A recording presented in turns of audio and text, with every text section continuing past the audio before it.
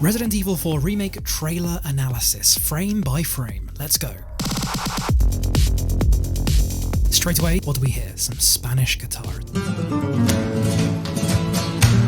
What does that say to us? Could that say that the whole Spanish culture is going to play a more significant part of the game this time? Next, a few quick flashes of Leon in an office. We have seen this same scene in Resident Evil 6. President Graham was talking to Leon in the Oval Office in this one cutscene of Resident Evil 6, and it looks exactly the same. Next, we see the President put his hand on Leon's shoulder. We see that the President trusts Leon. We see that he's got an emotional connection to Leon. He's trying to rescue the President's daughter after all. So that's what this hand on the shoulder says to me. We've only previously seen Leon with government in the Dark Side Chronicles and the Netflix Infinity Darkness series. So this isn't alien to Leon. He has done this before. However, the question still remains, does this story fit within that same universe? Next, what do we see? We see a blue skyscape. It's not brown. If you go back to Resident Evil Original, you see that brown and dirt and mud is the kind of overall colour of the whole game, really. Here, what are we seeing? We're seeing cold. Blue means cold. We have seen this similar style of colouring in Umbrella Chronicles when we see Wesker go to the snowy place. We've seen it in Code Veronica as well when there's snow everywhere. We've also seen it in Resident Evil Village. Maybe that's a sign that we're going to see some chilly atmosphere in Resident Evil 4 Remake. Next, we see this lady running, and we can presume it's Ashley. It's the President's daughter. She is running and she's looking up. This is quite an interesting point. She's not looking horizontal at someone at her level, no, she's looking up. Who do we know from the Resident Evil 4 original that is quite tall? Mendez? The chief is very tall.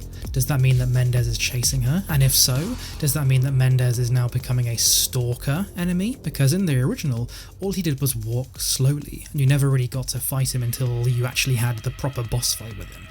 Does that mean that Mendez is going to be running in this version? Next, if you zoom in on Ashley's jacket here, it looks just like the jacket she was wearing in the Resident Evil 3.5 beta game. Does that say that they're going to be borrowing some items from the Resident Evil 3.5 beta game? Next, dead flesh on the ground. This is actually reminiscent of a very specific scene in Resident Evil 4 original, when Leon actually mentions the food on the table, and it implies that the villagers are basically eating all this weird flesh. Now here, what do we see? Candles on the floor. Why are there candles on the floor? Could this be their dining area? Just like we see in the Resident Evil 4 original, where they dine on this strange flesh? Why else are there candles there? Maybe it's a ritual, we don't know. But what we do know is that the villagers put these candles by a big pile of dead flesh that seems to have bite marks all over it. Next, what do we see? This quick flash, only on screen for about 1 or 2 seconds, but the sound goes ring. That says to me that yes, they're sticking with the similar kind of action vibes of Resident Evil 4, but they're maybe making it a bit more scary. I mean, that slicey sound effect, that's straight out of Alfred Hitchcock's Psycho. You know, the sound effect is the same thing. So that says to me, maybe they're leaning more towards horror. Okay, we've seen Ashley for the second time in about, 10 seconds? What does that say? She's a bit more significant this time round. Maybe she's more than just an accomplice. Maybe she is a playable character. I mean, break it down, we've seen her just as much as we've seen Leon so far in this trailer. Maybe we're going to be in her POV. Maybe we're going to be playing as her and running away a hell of a lot more in this game. Pause here, what do we see? Leon in a jacket that's just like his Resident Evil 3.5 beta game jacket, exactly like Ashley. So that says to me that again, they're borrowing more and more items from this Resident Evil 3.5 beta. Next we see on the left here, there are bear traps amongst all these tools and wheelbarrows and knives and things. Bear traps were a significant part of the start of Resident Evil 4 original. So again, maybe there'll be more bear traps on the ground. Next, this house in the background is a very similar design to the first house that Leon enters in the original. Key point here, Leon is unarmed. So therefore, there'll be times when your character is unarmed. Leon's not carrying a gun, look, he's just walking with empty hands. And just further evidence that this house is very similar to the first house at Resident Evil 4 original, look at Leon into that door. This is the same thing that happens. He walks into that room, walks into that house, and there's a villager there that Leon tries to talk to. Next, what do we see here? It's daytime. In the previous shots, we've seen it's night. Everything is very dark and blue and cold. Here, suddenly, it's day. It's lighter. That says to me that, like Resident Evil Village, they'll probably play with day and night. Now look at that pyre in the middle, that fire pyre. We can compare that to the village square in the original, of course. This is where one of the drivers gets burnt. And even the way that these buildings are set up is very similar to the original. The skulls. What did the skulls symbolize in the original game? They were a signpost. It was a language thing. It was an actual warning of danger for Leon or anyone entering the village. So maybe these skulls symbolize the same thing. Next, we see this close-up shot of the fire with Leon in the background. Now this thing dangling at the top, could that be the boot of one of the drivers because he was burnt at the stake, just like in the original Resident Evil 4? Now this voice we're hearing is quite obviously Luis, the mysterious Spaniard, as they called him in the original Resident Evil 4. Also, further evidence for why this is Luis is it has his famous Red 9 pistol, just like the original Resident Evil 4. Here, this is, in my opinion, further evidence that we're seeing that exact same house as the original, because the Ganado, this villager, is standing in front of his fireplace, just like the original.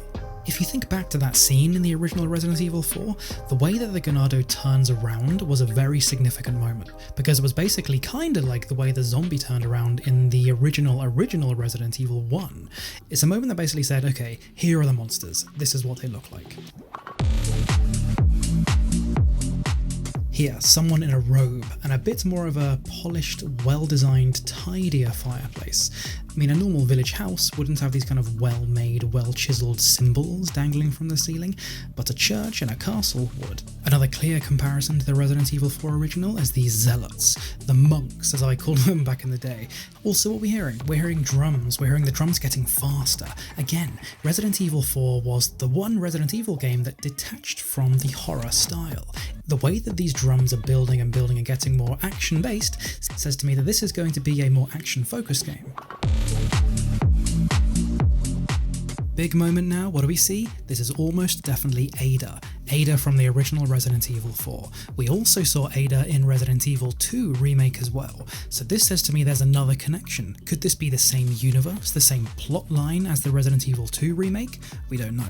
Let's look at Ada's outfit here. Something that was always a cheesy, fun element of the original Resident Evil 4 and the older games is that Ada always wore this red dress and high heels. The least practical secret agent outfit you can possibly imagine. Of course, she looked amazing, but it's not the most believable secret agent outfit. Here, she is not wearing that at all. She's wearing a red turtleneck, which means, it's still this classic Ada red colour, but she's also wearing this strap across her torso. That could be for equipment, could be for weapons, could be for anything else. So again, they're making this game more realistic, more based in the real world with horror and action elements, rather than the kind of cheesy elements of the original Resident Evil 4. Next, look at the background. It is the same room that we saw Leon and Ada meet in Resident Evil 4 original, just outside the hedge maze. This is the same windows, same things dangling from the wall, same lights, it's the same place. Quick flash of a shot here, it's Leon in the boat on the lake. Now again, I'm just kind of guessing that this is Leon, but it's the same exact shot that we see from Resident Evil 4 original. That says to me that we're keeping some of the iconic bosses. Next, another quick flash. It's a very tall person in this big, shady trench coat style outfit, just like Mendez, just like the chief from the original Resident Evil 4. It's even in his house. There's this one scene in Resident Evil 4 original when Leon goes into the chief's house and there's this very narrow hallway. That's what we're seeing here. Next, another quick flash, we're seeing Leon look at his hand. Even the way he's shaking it like that is exactly like how he shook it in the Resident Evil 4 original when he was having his nightmare. In the original, this is after Leon gets infected with the Plagas and he's looking at the kind of infection spread from his hands to his head. Next, another quick flash of what we can presume to be Ashley's eyes. However, importantly, the eyes are not orange. The eyes are the natural colour of Ashley's natural eyes. Remember, in the Resident Evil 4 original, when the Plagas managed to infect a villager's entire body, it turned their eyes orange. Next, if we go frame by frame on this, we see this animation of a villager hitting the camera. Now we know that Resident Evil 4 Remake is not a first-person game, it's a third-person game, so this POV shot says to me that it's probably going to be in a cutscene. we see all these crows flying away. Now the crows are not nothing. Oh no, remember in the Resident Evil 4 original, the crows were basically free treasure. Like there's that one moment where you can throw a grenade and kill about 10 crows in one. Are they going to keep crows now? Are they going to be giving us money just like before? Who knows? Next we hear a brand new voice. You will receive our most sacred body. Now, seeing as we've heard some other voices already, we can kind of assume this is probably going to be Sadler. It begins now. Break the voice down. What accent is that? It's more of a kind of like neutral English accent almost. Does this mean they're going for the kind of classic cheesy angle of having the villain with an English accent?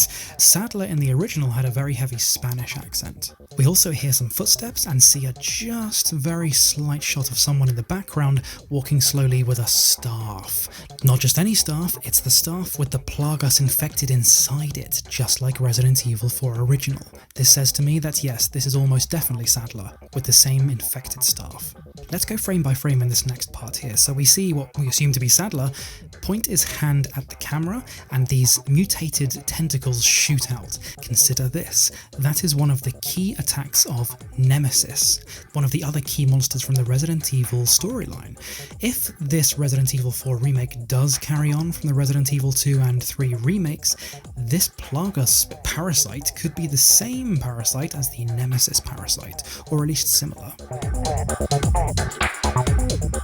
Next, we're seeing another iconic moment from the original. It's Leon in the car. He's delivering his moody voiceover as he looks out the window like a music video. And he says, "If I could just forget what happened that night, the pain, even for a second." Now, of course, the first assumption here is that he's talking about Raccoon City. As he says this, he looks at Ashley. Maybe in this storyline, maybe in this plot, there's a slightly different thread, where instead of meeting, I don't know, Sherry in Raccoon City, maybe he met Ashley. Maybe that's what's changed here. He says, this time it can be different. Maybe it's his fault that Ashley got caught by Sadler in the first place. Maybe he feels guilty. Also, this is quite encouraging because it basically says that we're seeing a more well-rounded character in Leon. In the original Resident Evil 4, it served a purpose in that we knew Leon was the good guy, but we didn't really care much about his backstory. They didn't explain it very much. They just said about the Raccoon City thing and that's it. Whereas here, Leon is obviously feeling guilty. That will probably play a part in how he behaves in the game.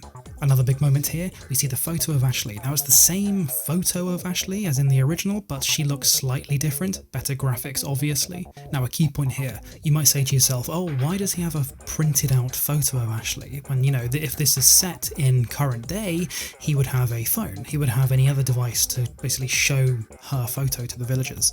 This says to me that even though the game is going to be released in 2023, it is probably going to be set in 2005. Why else would he have a printed out photo? Thank you for watching, everybody. If you liked this video, then please give it a like and subscribe because I'm going to be releasing a brand new Resident Evil video every single week. My name is George, this is Jam Punch, and I will see you next time.